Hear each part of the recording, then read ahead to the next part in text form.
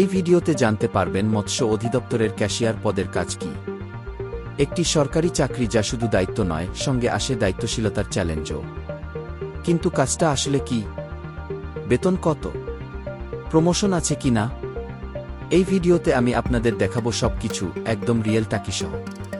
ক্যাশিয়ারের মূল দায়িত্ব হল অর্থ লেনদেনের নিরাপত্তা নিশ্চিত করা, অফিস বা হ্যাচারি থেকে টাকা গ্রহণ করা, সরকারি হিসাব ও ডিপোজিট সঠিকভাবে রাখা, ব্যাংক লেনদেন করা এবং হিসাব মিলিয়ে দেখা, দৈনিক এবং মাসিক রিপোর্ট তৈরি করা। সহজভাবে বলতে গেলে টাকার দায়িত্ব, হিসাব এবং সঠিক লেনদেন নিশ্চিত করাই ক্যাশিয়ারের কাজ। কাজের বাস্তবতা কেমন? অফিস টাইম সাধারণত ফিক্সড। দায়িত্ব অনেক বেশি, কারণ টাকা নিয়ে কাজ করতে হয়। কোনো ভুল হলে দায়ভার পড়তে পারে, তাই সতর্কতা এবং সততা খুব গুরুত্বপূর্ণ। এই পদে যারা দায়িত্বশীল তাদের জন্য আদর্শ। এবার আসি সবচেয়ে গুরুত্বপূর্ণ প্রশ্নে, বেতন। গ্রেড 16 অনুযায়ী বেতন ৯,৩০০ থেকে ২২,৪৯০ টাকা।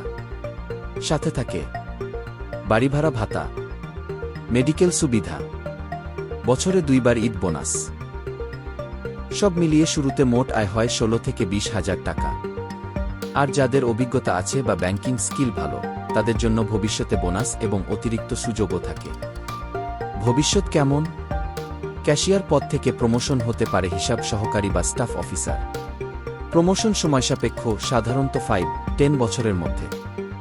যারা হিসাব ও লেনদেন ভালো বোঝেন তারা উচ্চপদে যেতে পারে। এছাড়া অভিজ্ঞতা থাকলে অন্যান্য সরকারি চাকরিতেও ক্যারিয়ার গঠন করা সম্ভব। সুবিধা: সরকারি স্থায়ী চাকরি, টাকার দায়িত্ব শিখে নিজে ব্যবসায়ও কাজে লাগানো যায়। অফিসে কম কষ্টের কাজ।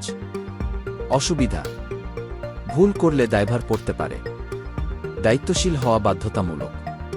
তো এই ছিল ক্যাশিয়ার পদের পুরো সত্যতা: কাজ, বেতন, দায়িত্ব এবং ভবিষ্যৎ।